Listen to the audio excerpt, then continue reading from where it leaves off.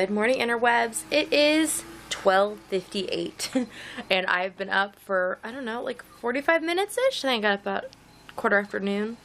Yes, that sounds late, but I was up until 5 a.m. canning last night, and I texted Steve before I went to bed. I was like, just so you know, I'm gonna sleep in the morning because I just finished canning. So he was like, I'll keep everybody quiet, and for the most part that was true. Can't blame him if he doesn't, because I have a terrible time keeping everybody quiet for him to sleep every single day, so, you know. Right now he is out mowing the lawn. He was kind enough to hold off on that till I woke up, you know. He doesn't want me to relive all of the years we were in college and stuff when it just felt like they were perpetually leaf blowing and mowing lawns right outside your window. Like, regardless of what time you wanted to sleep, it felt like they could find a way to somehow do some sort of yard maintenance outside your window. Anyways, I'm going to go get around here in a minute. I've been just like staring at the computer, reading some articles and things, and doing a little bit of crocheting on another version of that bug that I am making. I had Steve do some grocery shopping. We're clearly on like stock up mode. Actually, I needed more sugar because I ran out of sugar to make my peach jam. Ooh, mocha fudge cake. Maybe no, not right now. Oh, there's his bowl from dinner last night, and then we've got a thing of whole wheat flour, and this must, oh, clearance bananas. So our bananas are insanely expensive. So when they have like the spotty ones, they put them down to like 39, sometimes even 29 cents. We buy whatever they have. And if we eat things fresh, we do. Sometimes we throw them in the freezer and use them for like banana bread or baked goods and things. And then the other thing we do is we slice them all up and put them in our dehydrator and make banana chips, and they are lovely. Okay, time to go and put on some clothes. I'm talking to you on the new camera. Isn't that nice? Because my battery ran out on the other one and all the things. So I filmed just a little bit of my We Hook Wednesday stuff on this one, and I thought, well, hey, why not film a vlog with a V, vlog, video, not a video clip, just a itty bitty, a video clip for you. So I did that, and yeah, I have spent most of my evening working on We Hook Wednesday stuff. I worked a bit on the patterning of things and just getting my ducks in a row, as I like to say. And then I spammed the heck out of Instagram with all the We Hook Wednesday pouches I had not posted because, as you know, my old phone did not take decent pictures. My new one does. So I had pictures of the pouches that needed to go up. So now I am all current all the way through pocket number 14, which by the time you see this, the patterns for those will all be out. I've also been working on some canning. There's a canner of tomato paste that just finished here a few moments ago. I'm about to pull those out so they can cool on the counter. First though, I'm going to go ahead and take all of these. These are from 2 days ago, and then the rest of this is all the stuff that I stayed up till 5 o'clock in the morning doing. So I'm going to just clean off the tops because they get like schmutz from both the water and the a little bit of like the tomato oils. So just clean those off, and then I'm going to go ahead and label them. I label my jars using Sharpie, and this year's color is orange. Every year I use a different color. I still label what the year is on the jars, but I find at a glance it is nice and easy to tell. Like, have we used up all the red ones? Okay, then we're good to move on to the black ones for the next year, that sort of thing. So this year's color is orange. Was last year purple? No. I don't even remember what last year's color was. That's terrible.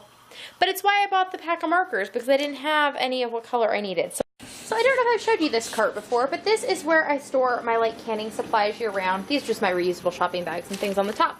But top drawer has my liquid pectin, and there's a little bit of powdered pectin in here. Most of my powdered pectin is currently in my baking drawer because I have a bunch right now. But I bought a whole package of Sharpie markers, like, you know, when they were on really good back to school sale. And it must be purple, because purple is the color that is missing. Purple and orange. So I pulled out the purple last year, used that, and then when I was done with that, it has gone into my like Sharpie rotation, because I figure in 8 years I can just buy a new pack of Sharpies. So then I'm using the orange this year, and who knows what next year will be. Then the next drawer has boxes of lids, wide mouth and small mouth, and then these are actually used lids that we've washed.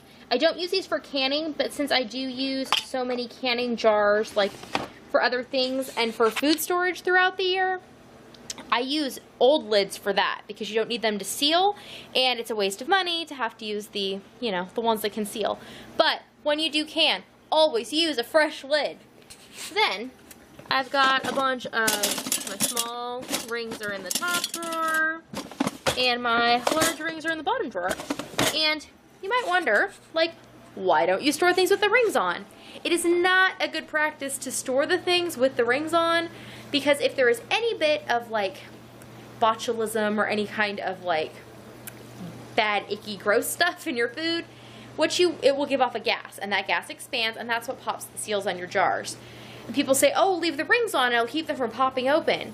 But if there is anything in there that's growing, I want it to pop open because I want that seal to not work, because I want to know there's gross, icky stuff in that jar. And the best way to do that is to not have the ring on. So you leave the ring on while it's, you know, boiling or in the pressure canner, and then take the ring off when it comes to storage. It also makes them easier to stack, and takes up a little less room, and I can get by with fewer rings. So I just have to buy a bunch of jar lids every year, but I don't rebuy rings, and they last a really long time until they either get like too rusty. I have had that happen with some, and then sometimes they will bend like over time, and if they bend out of shape and so you can't get a good hand tighten on them, then it's time to get rid of them. That's just where my brain is at, I guess, is about canning this evening. So I'm going to go clean those lids. Well, first I'm going to go and edit We Hook Wednesday videos to get those up, because it is 11:45 and they're not up yet, but they're all filmed. And then I'm going to clean those jars and label them, take the jars out of the canner. Tonight I have a little bit more peach jam that has to get put up, and then work on putting up green beans. So that is going to be my plan for the night. It's going to be a party over here because I have this whole milk crate, which, as I said in yesterday's video, but it was too dark for you to see. It had been heaped full, plus the colander was full of green beans. I did 6 quarts, and now I'm down to this. I'm guessing there's probably 14 quarts in here. So, 2 canners full. So I should be able to get through at least 1 canner full. We'll see if it can drop enough pressure in the amount of time I have. But anyways, off to do those things. So it is 2:56, and I have not done, I think, just about anything I told you I was going to do yet. I haven't cleaned off those jars. I haven't done any canning. I'm still working on We Hook Wednesday stuff, and I watched a little bit of YouTube on YouTube, and I'm typing up patterns to put onto the blog. But I was watching on my phone here, see, because I'm typing, and I'm watching Jan right there. Actually, I'm watching several of Jan's videos right now because they're living in my phone because I've downloaded them. With YouTube Red, you can download some things to watch offline, which is useful because my internet doesn't really let me upload and download simultaneously. And yeah, I do a lot of uploading, so I keep some things, like longer things usually, I download it on my phone, and then I just switch when I'm uploading. I watch those things. And anyways, I was listening to her thing that was like a rant, whatever, and she was talking about watching videos of people telling you how to sell on Etsy and just how to sell craft shows in general. And I agree with just about everything that she had to say, quite adamantly, in fact. And I just figured I would just reply here, Jan, because I can't type a comment, and I figure you'll hear it, and you can probably hear Manelia sneezing too. Anyways, the thing that bothers me the most, Jan was talking about people criticizing you, like for the things you sell, or why you sell them, or that your stuff is rubbish, or whatever. And the thing that bugs me the most is when people tell me what I should sell. Now, y'all know my feeling on should. Like when you feel like you should be doing things, or people tell you how you should behave, or whatever. I don't like should. It makes me very upset. Apparently I have like authority issues or something. But people go, oh, I saw this pattern. Canjo will print things out for me and give them to me, and I tend to find whatever they find. They always find the trendy thing. Like, this showed up on Facebook, and I usually think they are the tackiest thing, or it's like, yeah, that's trendy, but it's a bore to make, or it's It's only a partial hat. Hello, messy bun hats. Oh, that is one thing. Jan, you mentioned, have you ever made things because you, like, for sale that you don't like making? I don't think that I've ever made anything for sale, like for a custom order, that I didn't like making. I mean, I've obviously made things, you know, once you're halfway through a project, you're like, I'm not really enjoying this, but I'm this far, I want to finish it. And then I've sold those items, because usually if I'm having that issue, it's not something that I'm going to love enough and like want for me. But, I have made some things that I personally thought were kind of dumb, but were ordered. And it's not that I ever disliked making them or really thought that the items were, well, I really don't like the messy bun hats. I don't like the way they look on people. I don't think they keep the top of your head warm, which is the whole reason I wear a hat. But I know that lots of people love them, and so I shouldn't speak poorly of them, yada yada, you do you. I'm gonna continue to dislike messy bun hats. But I did make a few last Christmas, and I vlogged about them because somebody wanted to custom order them, and I was like, well, let's see, my kitchen is completely unfinished. Yes, I will do that, and then I can get paid, and then I can finish my kitchen. That's kind of how that worked. So yeah, so if anybody wants to order messy bun hats, I need new siding on my house. Just kidding. I'm not making messy bun hats, but I will make full hats. But I agree too, Jan, you commented on like how it's going towards Christmas and you make hats, and then you compete with people who make hats all the time. Like, hats just aren't really, I don't know. Like, hats I design are kind of fun, and like those intrigue me, but I don't know, it's just, I guess we all have our things. It's weird. Yeah, selling things and knowing what to sell is just weird. And then talking about selling things is like a whole nother level of weird, and it feels like, I don't know, wrong or something. It's very frustrating because it's something that I think is good to talk about. But then I'm always worried I'm going to offend somebody with what I have to say. Or like, but anything you say that's negative, people are like, oh, they must be talking about me. Because I do that, like, the video I was watching, which is about somebody's talking about craft shows, I had to look at the date because I'm like, oh no.